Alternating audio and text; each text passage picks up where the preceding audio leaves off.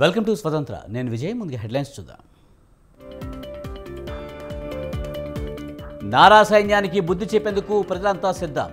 తోడేళ్లంతా ఏకమై యుద్ధానికి వస్తున్నారన్న జగన్. జగన్ పాలనలో అన్ని వర్గాలు నష్టపోయాయి.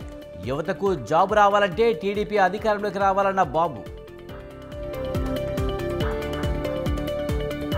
కాంగ్రెస్ పై మోడీ విషం చిమ్ముతున్నారు. మతాల మధ్య మళ్లీ చిచ్చు పెడుతున్నారన్న షర్మిల. 100 రోజుల్లో 5 గ్యారంటీలను అమలు చేశాం. 10 ఏళ్లు అధికారంలో ఉండి కేసీఆర్ ఏం చేశారన్న రేవంత్.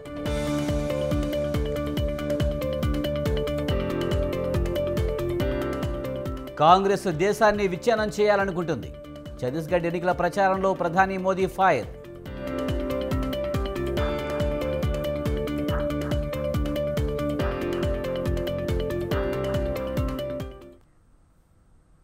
కూటమి కుట్రాలు కుతంత్రాలతో తాము యుద్ధం చేస్తున్నామని సీఎం జగన్ అన్నారు. సోషల్ మీడియాలో టీడీపీ దాని మిత్రపక్షాలు దిగజారి ప్రవర్తిస్తున్నాయని చెప్పారు. ఏపీలో 175కి 175 రావాలి. 25కి 25 లోక్సభ సీట్లు గెలవబోతున్నామని సీఎం జగన్ స్పష్టం చేశారు. మేమంతా సిద్ధయాత్రలో భాగంగా ఆనందపురంలో 2000 మందితో కూడిన వైఎస్ఆర్సీపీ సోషల్ మీడియా వింగ్తో సీఎం ముఖాముఖి నిర్వహించారు. ఈ సందర్భంగా చంద్రబాబు, పవన్ కుట్రలతో యుద్ధం చేస్తున్నామని సీఎం అన్నారు. ఒకే ఒక్కడిగా ఎన్నికల కురుక్షేత్రంలోకి దిగుతున్నారని చెప్పారు. విజయానికి దగ్గరగా ఉన్నామనే తమపై దాడి తీవ్రతరం చేశారని మండిపడ్డారు. గీతాంజలిని దారుణంగా ట్రోల్ చేసి వేధించారని ఆరోపించారు. ఈరోజు నేను మీ అందరితో కూడా ఒకటే చెప్తా ఉన్నా. మనకు ఒక వైపున చూస్తే మనకు అటువైపు ఉన్న బలాలు మన దగ్గర లేవు. అటువైపు మనం యుద్ధం చేస్తూ ఉన్నది ఎవరితో అని చెప్పి చూస్తే ఇటువైపున కేవలం మీ జగన్ ఒకే ఒక్కడు ఇటువైపున కనిపిస్తాడు. కానీ అటువైపున చూస్తే చాలా గంభీరంగా కనిపిస్తూ ఉంటుంది. వాళ్ళ కూటమిలో వాళ్ళను చూస్తూ ఉన్నప్పుడు ఒక్క జగన్ మీద ఒక చంద్రబాబు, ఒక దత్తపుత్రుడు, వీళ్ళందరూ సరిపోరన్నట్టుగా ఒక బీజేపీ, ఒక కాంగ్రెస్, వీళ్ళందరే కాకుండా మనం యుద్ధం చేస్తూ ఉన్నది ఎవరితో అనంటే వీళ్ళ కుట్రలతో చేస్తూ ఉన్నాం, వీళ్ళ కుతంత్రాలతో యుద్ధం చేస్తూ ఉన్నాం, వీళ్ళ అబద్ధాలతో యుద్ధం చేస్తూ ఉన్నాం, వీళ్ళ మోసాలతో యుద్ధం చేస్తూ ఉన్నాం.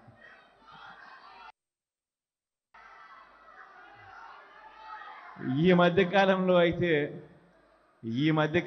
అయితే వాళ్ళ ఉక్రోషం ఏ స్థాయిలోకి వెళ్ళిపోయింది అనంటే చివరికి సోషల్ మీడియాలో మీ జగన్కు అంటే వాళ్ళ అన్నకు తాను సపోర్ట్ చేసింది అని, ఆ సపోర్ట్ కూడా పాపం తాను ఎందుకు చేసింది అనంటే తాను జగనన్న చేసిన మంచితో తాను కూడా బాగుపడిందని, జగనన్న వల్ల తనకు ఇల్లు వచ్చిందని, ఇంటి స్థలం వచ్చిందని, మిగిలిన పథకాలు కూడా జగనన్న వల్ల వచ్చాయని తన సంతోషాన్ని తాను సోషల్ మీడియాలో పాలు పంచుకుంటే ఏకంగా ఆ గీతాంజలి అని నా చెల్లెల్ని ఎంత దారుణంగా ట్రోల్ చేశారో అందరం కూడా చూసాం.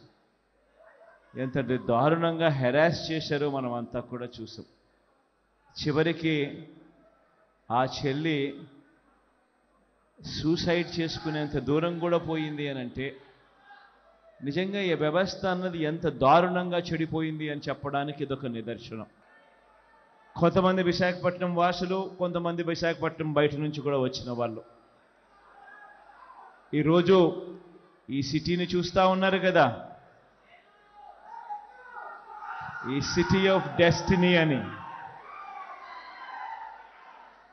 ఈ సిటీ ఆఫ్ డెస్టినీ అనేది రేపొద్దున ఆంధ్ర రాష్ట్ర డెస్టినీ అవుతుంది అనేది మాత్రం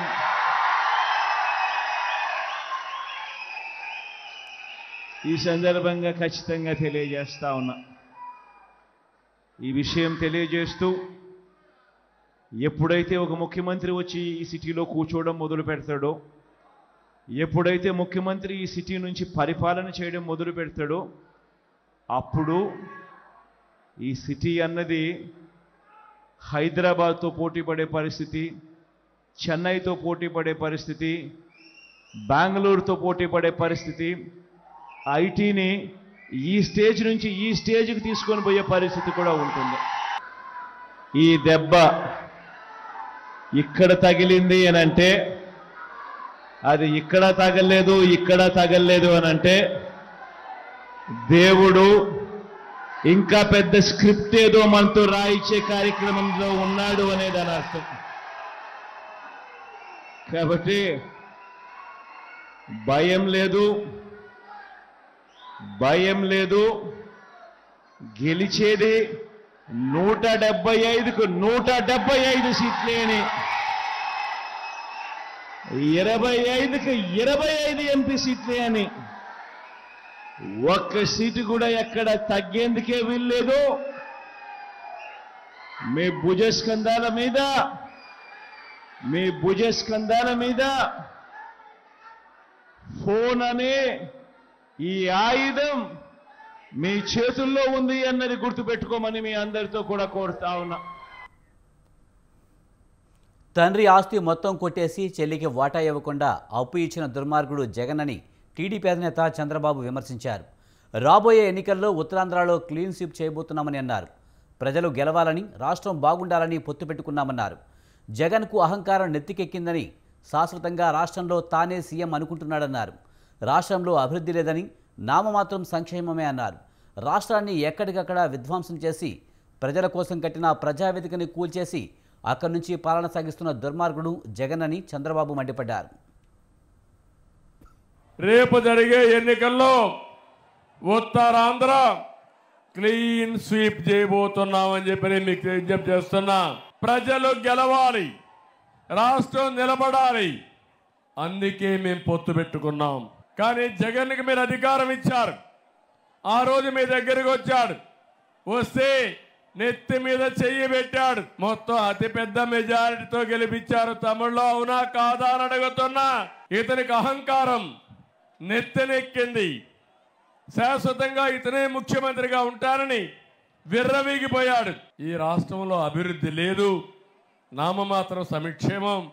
కానీ ఎక్కడికక్కడ విధ్వంసం చేసి ఆ విధ్వంసం కూడా ప్రజావేదిక, ప్రజల డబ్బులతో కట్టిన ప్రజావేదికను కూల్చి అక్కడి నుంచి పాలన ప్రారంభించిన దుర్మార్గుడు ఈ జగన్మోహన్ రెడ్డి.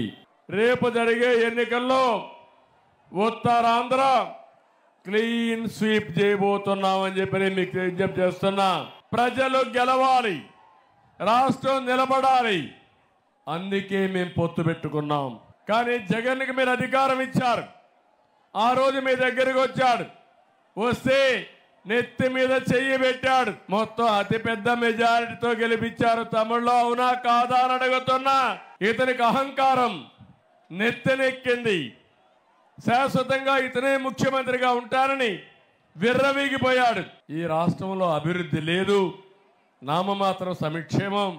కానీ ఎక్కడికక్కడ విధ్వంసం చేసి ఆ విధ్వంసం కూడా ప్రజావేదిక, ప్రజల డబ్బులు. బస్సు యాత్ర ద్వారా గులాబీ పార్టీకి పూర్వ వైభవం తెచ్చేందుకు కేసీఆర్ రెడీ అవుతున్నారా? కాంగ్రెస్ హామీలే టార్గెట్గా కేసీఆర్ ప్రసంగం ఉంటుందా? పార్లమెంట్ ఎన్నికల్లో కేసీఆర్ చరిష్మా వర్కౌట్ అవుతుందా?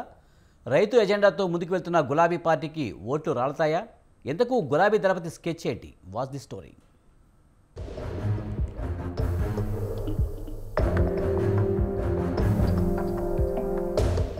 బీఆర్ఎస్ అధినేత కేసీఆర్ బస్సు యాత్రకు సిద్ధమవుతున్నారు.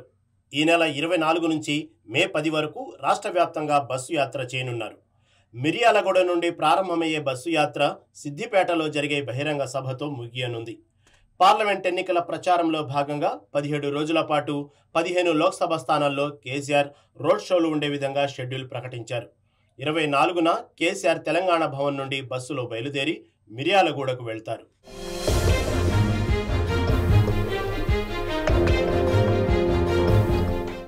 కేసీఆర్ బస్సు యాత్రలో రైతుల అంశం ప్రధాన అజెండాగా ఉండబోతుంది. ఇందులో భాగంగా ఎండిన పంట పొలాలను పరిశీలించడంతో పాటు సాగునీరు, రైతులకు రైతు బంధు, పంటలకు బోనస్ విషయంలో రైతులు ఎదుర్కొంటున్న సమస్యలను కేసీఆర్ తెలుసుకుంటారు. రైతుల అంశంపై ఇప్పటికే కేసీఆర్ జిల్లాల పర్యటన చేశారు. దీంతో ఇప్పుడు ఎన్నికల ప్రచారంలో మరోసారి రైతు అజెండాను ప్రజల్లోకి తీసుకెళ్లనున్నారు. ఎన్నికల సమయంలో కాంగ్రెస్ పార్టీ ఇచ్చిన 6 గ్యారెంటీల అమలు, ప్రభుత్వ వైఫల్యాలను ప్రధాన అస్త్రంగా చేసుకోబోతున్నట్లు తెలుస్తోంది.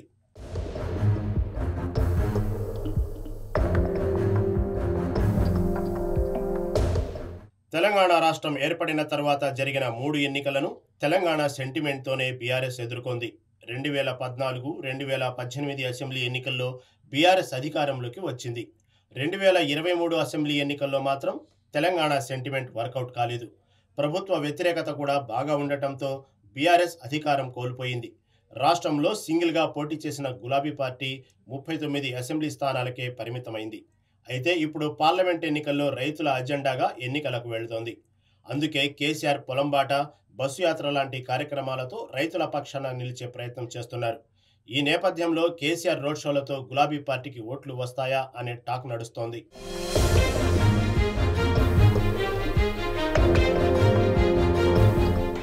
బీఆర్ఎస్ అధినేత కేసీఆర్ బస్సు యాత్రలో భాగంగా 12 పార్లమెంటు నియోజకవర్గాల్లో రోడ్ షోలు, కార్నర్ మీటింగ్స్ నిర్వహించనున్నారు. ఖమ్మం పార్లమెంటు పరిధిలో 2 రోజుల పాటు పర్యటిస్తారు. ఖమ్మం, తల్లాడ, కొత్తగూడెంలో రోడ్ షోలు నిర్వహిస్తారు. కరీంనగర్ పార్లమెంటు పరిధిలో 3 రోజుల పాటు 3 రోడ్ షోలు నిర్వహిస్తారు.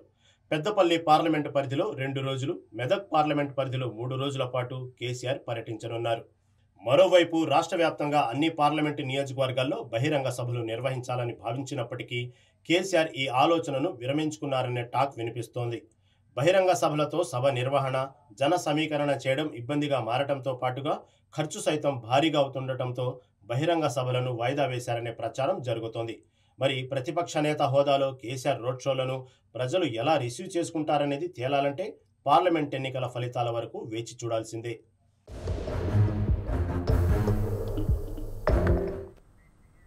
సీఎం పదవిని పదిలం చేసుకోవడానికి సీఎం రేవంత్ రెడ్డి కొత్త వ్యూహాన్ని ఎంచుకున్నారా? అటు ప్రతిపక్షాలకు కౌంటర్ ఇస్తూనే ఇటు పార్టీలోని సీనియర్లను మచ్చిక చేసుకునేందుకు రేవంత్ ద్వంద్వ వ్యూహ చతురతను ప్రదర్శిస్తున్నారా? ఇందుకీ రేవంత్ సీఎం అయ్యాక ఆయనలో వచ్చిన మార్పేంటి? సీఎం పీఠం ఎక్కాక రేవంత్ రెడ్డిలో హుందాతనం పెరిగిందా?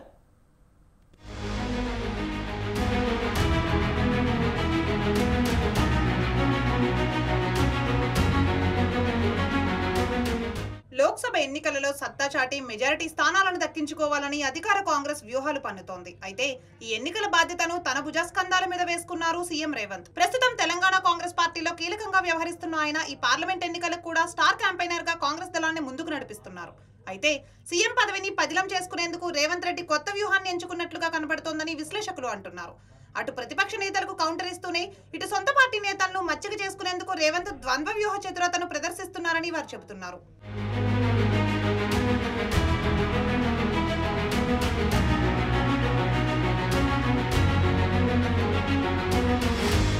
సీఎం పీఠం ఎక్కిన తర్వాత రేవంత్ వ్యవహార శైలిలో కొంత మార్పు వచ్చిందనే టాక్ వినిపిస్తోంది.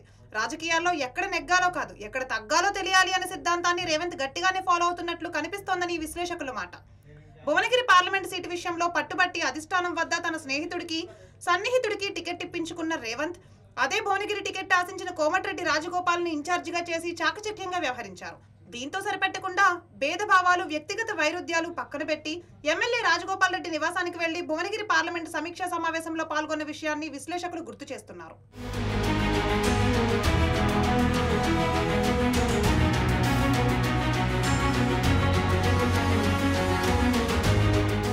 ఇదే కాకుండా పీసీసీగా ఉన్న సమయంలో తనకు అడ్డు తగిలిన నాయకులను తన వైపు తిప్పుకునే ప్రయత్నాలు మొదలుపెట్టారు సీఎం రేవంత్. అందులో భాగంగానే మెదక్ పార్లమెంటు కాంగ్రెస్ అభ్యర్థి నీలం మధు నామినేషన్ రోజు నిర్వహించిన కార్నర్ మీటింగ్ లో జగ్గారెడ్డిని పైకి పిలిచి మరీ స్వయంగా రేవంత్ ఆయన మీసాన్ని మెలేయడం హాట్ టాపిక్ గా మారింది.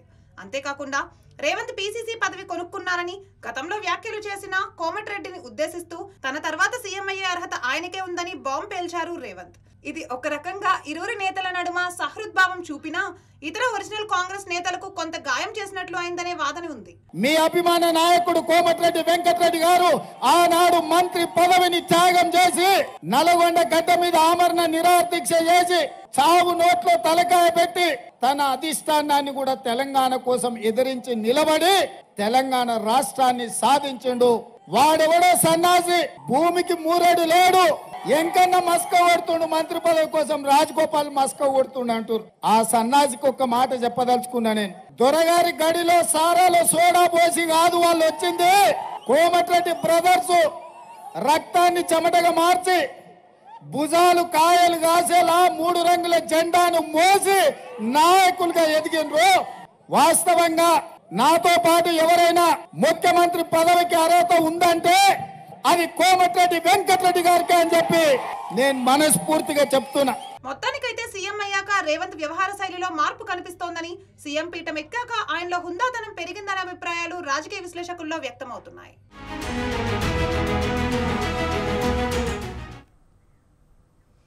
తెలంగాణలో నామినేషన్ ముగింపునకు సమయం దగ్గర పడుతున్న కాంగ్రెస్లో టికెట్ పంచాయతీ కొలిక్కి రాకపోవడానికి కారణమేంటి?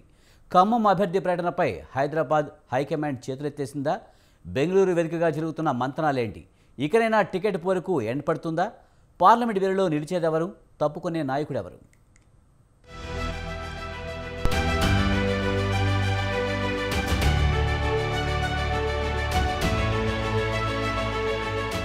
పార్లమెంట్ ఎన్నికలు దగ్గర పడుతున్నా, ప్రత్యర్థి పార్టీలు ప్రచారంలో దూసుకుపోతున్నా, నామినేషన్ ముగింపునకు గడువు దగ్గర పడుతున్నా కాంగ్రెస్ లో అభ్యర్థుల ప్రకటన ఇప్పటికీ పూర్తి కాలేదు.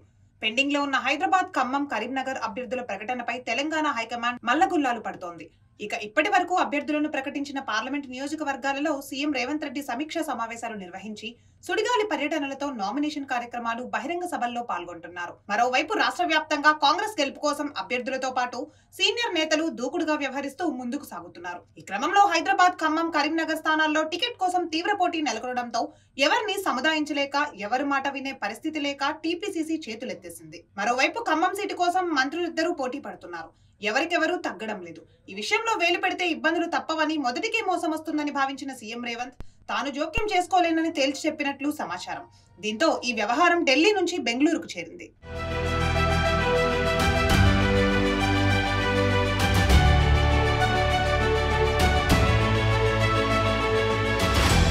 ఖమ్మం టికెట్ కోసం డిప్యూటీ సీఎం భట్టి విక్రమార్క, మంత్రి పొంగులేటి శ్రీనివాసరెడ్డి మధ్య పోటీ నెలకొంది.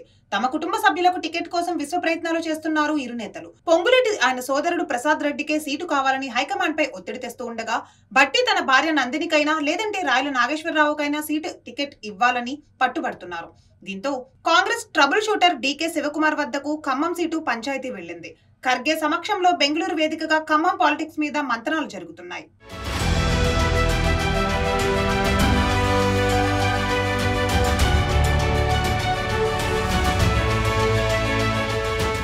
ఇక ఖమ్మంలో రెడ్డి సామాజిక వర్గ అభ్యర్థిని బరిలో దింపితే కరీంనగర్ లో క్వైట్ ఆపోజిట్ లేదా ఇతర సామాజిక వర్గానికి అవకాశం కల్పించాలని రాష్ట్ర నాయకత్వం భావిస్తోంది.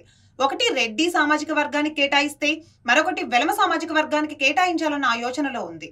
మరోవైపు కరీంనగర్ కాంగ్రెస్ టికెట్ కోసం వెలిచాల రాజేందర్ రావు, ప్రవీణ్ రెడ్డిలు ప్రధానంగా పోటీ పడుతూ ఉండగా టికెట్ ఇవ్వకుండానే వెలిచాల నామినేషన్ వేసి ట్విస్ట్ ఇచ్చారు. పార్టీ నుంచి ఎలాంటి అధికారిక ప్రకటన రాకముందే ఆయన నామినేషన్ వేయడం సంచలనంగా మారింది. మంత్రి పొన్నం ప్రభాకర్ తో సహా పలువురు జిల్లా నేతలతో కలిసి ఆయన నామినేషన్ కార్యక్రమంలో పాల్గొనడం ఆసక్తిని రేకెత్తిస్తోంది.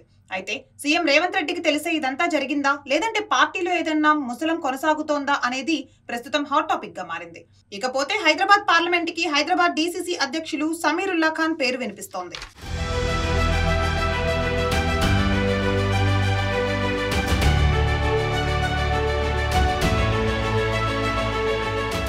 ఓవైపు ఎన్నికల జాతర జోరుగా కొనసాగుతున్న వేళ ఇప్పటికీ కాంగ్రెస్ పెండింగ్ సీట్లపై క్లారిటీ రాకపోవడంతో హైదరాబాద్, ఖమ్మం, కరీంనగర్ల మధ్య క్యాడర్ అయోమయంలో పడింది. మొత్తం మీద ఖమ్మం కాంగ్రెస్ టికెట్ ఎవరు దక్కించుకుంటారు, పైచేయి ఎవరిదవుతుంది, ఆ తర్వాత పరిణామాలు ఎలా ఉంటాయి అన్నది ప్రస్తుతం ఆసక్తిగా మారింది.